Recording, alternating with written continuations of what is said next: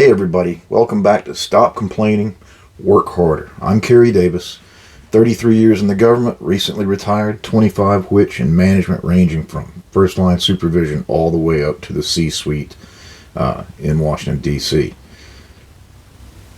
I'm doing this show so that supervisors in the government, managers, leaders, executives can hopefully hear some of my stories, benefit from them, don't repeat my mistakes, learn from my mistakes, and get a good laugh out of it at the same time. And so we're going to talk about various subjects, and we've had some pretty good episodes already. I invite everyone, if you're starting here, go back, watch the first few episodes we did.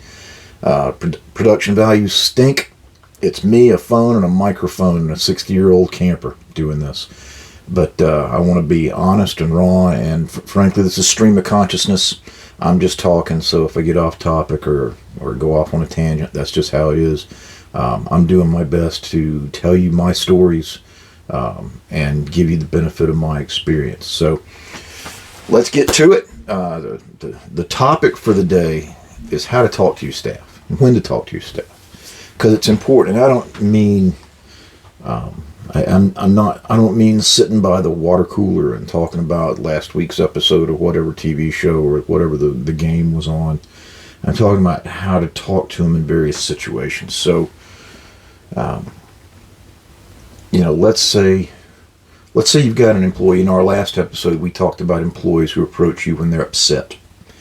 Let's say you have a struggling employee. They're struggling with their family life, or they're struggling with their performance at work, and you need to have a conversation with them. Something's going on in their life that's affecting how they perform at work, and how their interpersonal relationships are at work. Who knows? But for whatever reason, you have to have it, and we call this the hard talk, because it's hard. It's something you don't want to do. Nobody wakes up in the morning and says, "Boy, I can't wait to go talk to me and a troubled employee." It's not a good situation. And, I'll be the first one to tell you, I have procrastinated on these things. But, as one of the best bosses I ever had used to say, bad news, bad news, unlike wine, does not age well. So, first thing I'll tell you is anytime there's conflict, as a manager, anytime there's conflict, you should take it head on. Don't shy away from it. Look it in the nose and take care of business. That's why you get paid more money than everybody else, because you have to deal with these things. Not because you get to tell people what to do, not because you manage their time. It's because you get paid to make decisions and take care of business. So you look your troubles head on and you walk right up to them and figure them out, manage your way through it. But you got to sit down and talk with these people. And, one approach, let's say you got an employee who did something really stupid at work. Really stupid, whatever that might be. One approach is to get upset and then vent your frustrations on that employee for doing something really stupid. And now it puts you in a position where you have to talk to them about this really stupid thing, and you're pissed off, so you're going to yell and scream at them. I can tell you this, from the bottom of my heart, if you raise your voice in any way, shape, or form, you have lost the conversation. You no longer are on the right side of this because you've raised your voice. You have allowed your emotions to take over. My best advice, even if you are pissed out of your mind, calm down, speak in a low, even tone, like this, and tell your employee exactly what the problem is.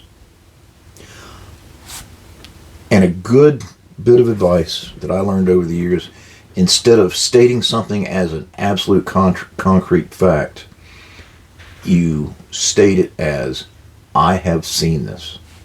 I have observed this. It is my perception that. What I understand is, so you start with that, because you're now saying, you're couching everything you're about to say in the fact that this is what you understand, this is what you know. Because that employee may have a different story. Their perception may be different. And if you say this happened, they're going to say, no, it didn't. This is what happened. Who told you that? That's craziness. My understanding of what happened is this. And then let them tell you what they think the truth is. But do it in a slow, steady tone. My understanding is you came to work last week with no pants on. Can you explain this to me? Or, I perceive that you left the door open to the office last night and a bunch of homeless people moved in and set up a camp in the middle of my living room. Then they can tell you what they say happened. I didn't leave the door open. The door was closed when I left. Okay, how do we know this? And turn it into a conversation is the point. But don't turn it into emotion. Oh, you left the door open. You lost. You are not going to win that conversation. You're not going to get behind them. Now, one technique I saw, or actually was used against me, and trust me, I've been in the hot seat on this more than once. One technique I saw that is interesting and entertaining, if nothing else, is I had a boss who would say, now, yesterday you did something really stupid. Can we both agree to that? Yes, we both agree I did something really stupid yesterday. What? And then he would say, what was your logic? I said, well, what do you mean my logic? What was your logic? What were you thinking? When you were doing this, what was going through your head that told you this was the correct thing to do? You tell me. And that's a really good technique because it shows, A, if you're asking someone these things, it shows that you're interested in them. But B, it may help you understand why your employee would be such a knucklehead. Because your perception is stupid is. Stupid is like stupid did, and I got a stupid individual sitting in front of me now because they did something stupid. Well, maybe not. Maybe they had the best of intentions. Maybe they honestly thought that this was the smart move, whatever they did. The old saying that I like to bring up all the time, the road to hell is paved with good intentions. It's just the way people are. So use this ability when you're having the hard conversation to make it a conversation. And it doesn't have to be negative. It can be negative. There's times when you say in that low, steady voice, my perception is you did something really stupid. And they say, yeah, it was pretty stupid looking back at it. Say, okay, so the next thing is, what are you going to do to fix it? You did something stupid. What are we going to do to fix it? What's your plan? Do you have a plan? Have you figured that out yet? You were digging yourself a hole. I took your shovel away. Now, how do you get out of the hole? And it's all situational. It depends. It may be that there's no fixing it. You screwed up. And you can say something like, you understand that consequences are going to have to follow. You understand that I have to do my job. You understand that there's more to come. One of the things I hated, and I've been in trouble as much as anybody else has in the government, and one of the things I hated was when they wouldn't tell you. They would act like the situation was resolved. Okay, have we had a good conversation here? Yes. Okay, it's done. So you walk out the door, and then 3 days later you get written up for the same thing. Well, I already had a conversation with my boss about this. And so that's double jeopardy, which, isn't a legal term that would apply in this situation, but that's what it is. You've already paid consequences. You took an ass chewing for it. But now I've got this coming too. When is it going to end? So that's no good. That kills morale. That destroys, unless you're actively trying to fire the person or get them to quit, there's no sense in destroying their morale or their will to work. So avoid that. But you can tell them, look, we had this talk, but there's more coming on this, and I can't stop it. Or there's more coming, and it's my duty to provide those consequences. However you want to phrase it, but just tell them, hey, look, you're probably going to get written up. You might get time on the beach. I don't know. If you're in a bargaining unit situation, hey, bring your union rep. We had this talk, but we're going to have an official meeting on it in a couple hours. Bring your union rep. Make sure everything's in order. And don't hide anything. Don't try to soften the blow. Don't try to hide anything. just have a conversation with them and let them know, look, dude, there's more coming. I can't fix this. This was pretty egregious. There's more coming. So the other time you might want to talk to your staff is in a time where an event has happened. I remember after 9/11, my supervisor at the time called all the entire staff, and this is when I was with U.S. Immigration. He called everybody in, and he wanted to give us a rundown. Well, things were bad. It was a bad day, obviously, for everybody. And so emotions were running high. And I'll never forget, he said, things will never be the same. There's no more curbside check-in. And he said there's no more curbside check-in like 3 times in that speech. And kind of everybody there was like, what the hell is he going off on? That has nothing to do with us. Well, he was in an emotional state. So one of the things I can tell you is when you're giving a speech to your staff, avoid being upset. Give yourself time to calm down and not be upset. Again, slow, steady, strong. This is what we're going to do. This is what I need from you. Everyone here has the ability, and you speak positively about them and their abilities, but you also let them know that you need something from them. I need you to move forward with this. 9/11 happened. Things happen. We're going to have to take a new stance on these things. We're going to have to start looking at things in a different way. This is my instruction. This is what I need from you. Move forward with it. Move forward with it. Make it a positive thing, but make it leadership driven. Create a goal and drive towards that goal. There's events that are going to go on in life, and the best thing to do is to settle down, get your wits about you, and then have a deliberate conversation with your staff. And you can tell them, you can tell them you're ignorant of something. I know exactly the same amount you do. But what I do know is there's going to be more coming down the pipe, and we're going to have to deal with it. And just tell them in matter-of-fact, common sense terms. And every group is different. Every person is different. Some people will have a problem with what you said, and some people won't. And that's just the way it is. When COVID hit, in order to motivate my staff to keep working at a time, like I keep saying, that first few months of COVID, it was bad. Everyone was scared to death. Everyone was being told stay home. People wouldn't come out of their house. And I convinced this group of mine to go to work for me, keep doing their job. And it didn't take a lot of convincing. They were that dedicated, and they just went out and did it. But when I gave my speech, I said, look, if you're not the type of person who can do this, that has that internal courage, maybe this job isn't for you.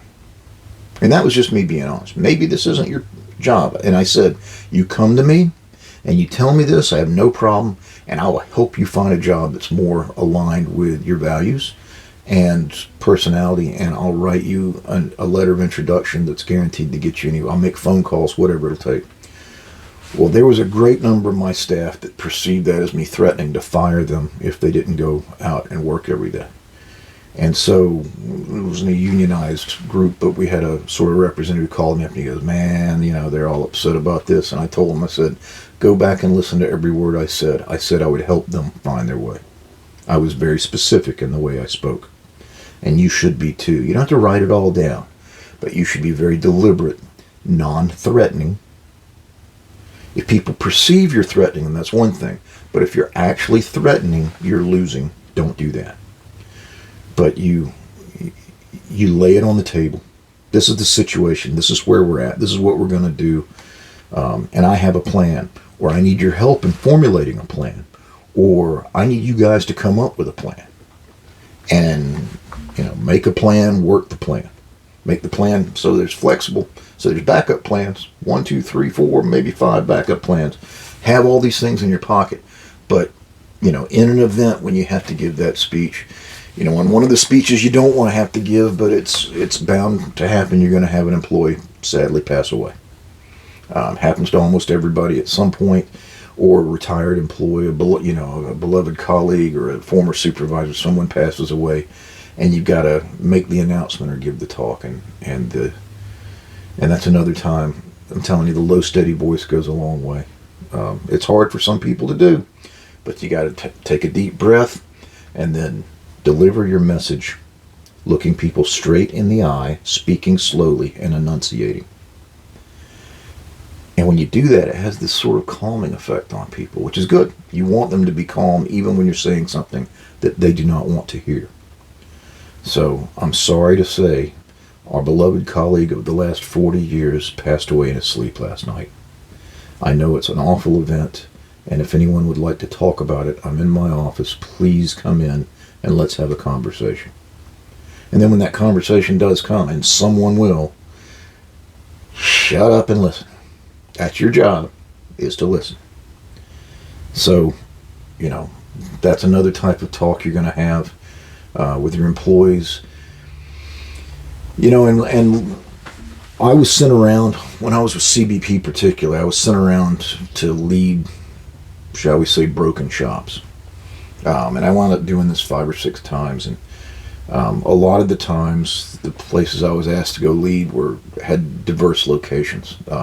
It wasn't broken. I just happened to be acting director for a while. But the Immigration Advisory Program had, I want to say, nine locations around the world. Each place had a team lead and then 4 or 5 staff, officers working there. And of course, I wasn't going to travel all those places for the 9 months I think I was assigned to this job. And so I started by calling each team lead and just having a conversation with them, like I'm doing with you on this video.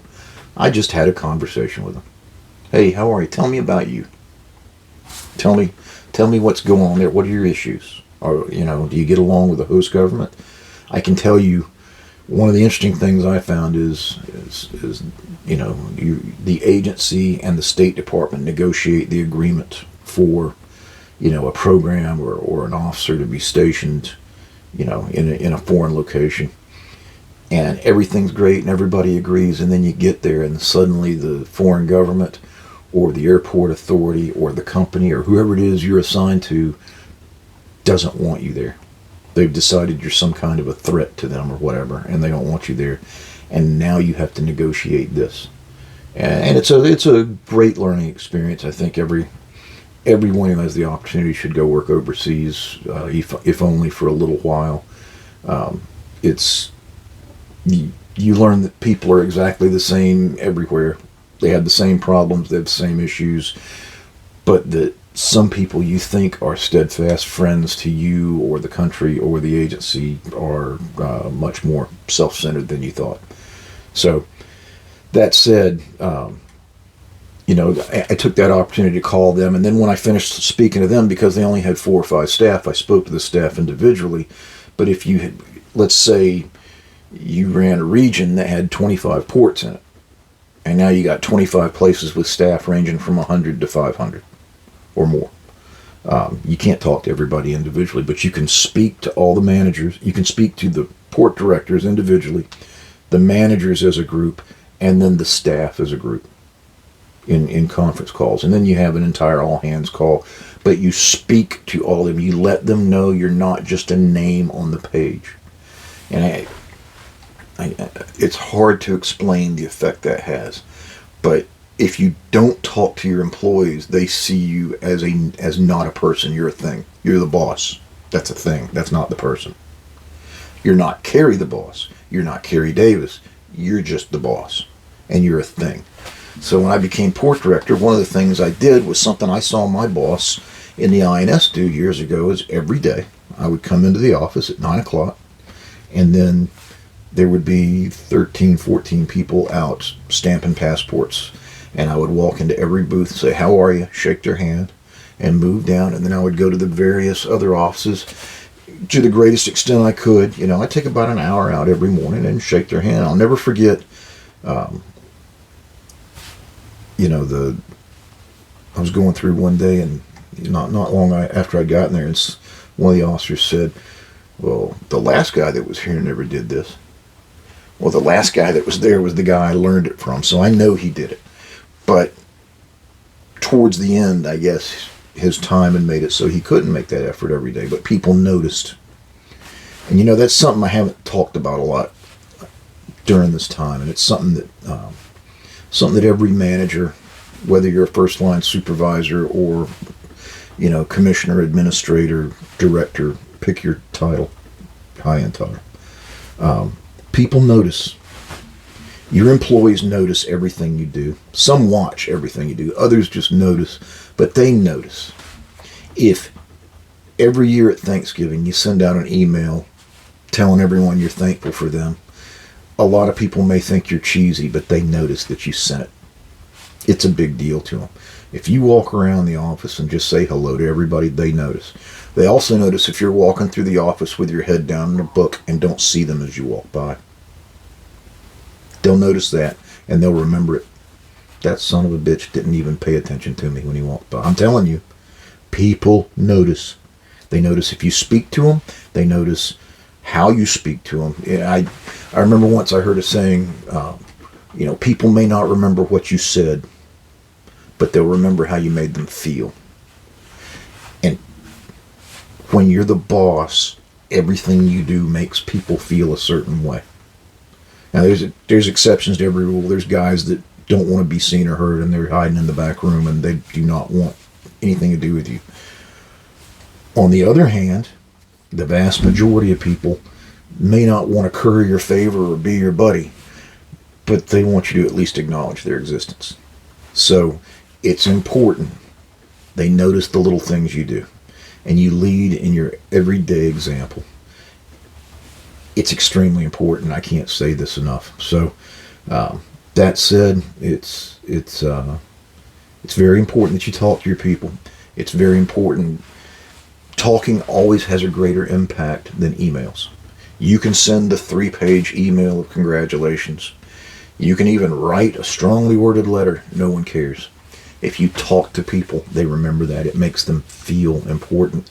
It makes them feel that they have value.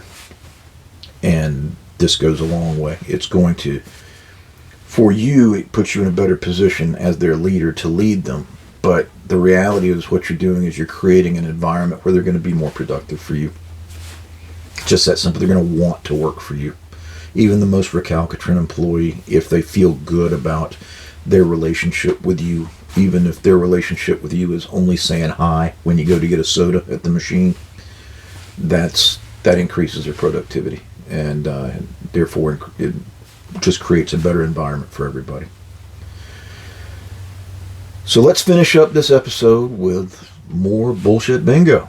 So if you haven't seen the other episodes, these are about government words and phrases that are made up by mediocre people like me to sound more intelligent than they actually are. And many of these words bleed their way into, popular culture or the media, simply because civil servants use it, politicals use it, and then that bleeds over the media, which goes around. So today's word is craft. And by craft, I don't mean arts and crafts or anything like that, or witchcraft, none of that. What the government uses craft for, and I've seen this 30 years since I started dealing with people in Washington, D.C., they don't write a document. They don't type a document. They craft a document. I'll craft you a document on that subject, boss. Don't you worry. Mr. Commissioner, we've got a group crafting a study on this issue.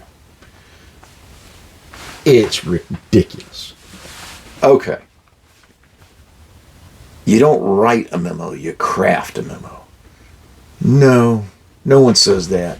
Your wife or husband, whoever does the cooking, doesn't come to you when you get home at night and say, hey, I've crafted you dinner. I crafted this casserole. Bullshit. Just absolute horse hockey.